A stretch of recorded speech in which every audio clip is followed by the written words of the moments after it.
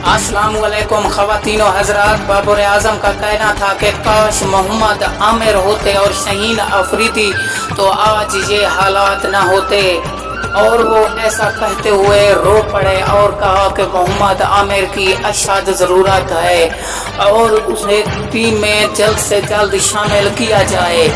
आपको यहाँ पे अहम और अफसोसनाक खबर दे रहे हैं कि मोहम्मद बाबर आज़म रो पड़े और कहा कि मोहम्मद आमिर को शामिल करना चाहिए था, वरना इंडिया से हम कभी भी ना हारते अगर मोहम्मद आमिर शामिल होते तो।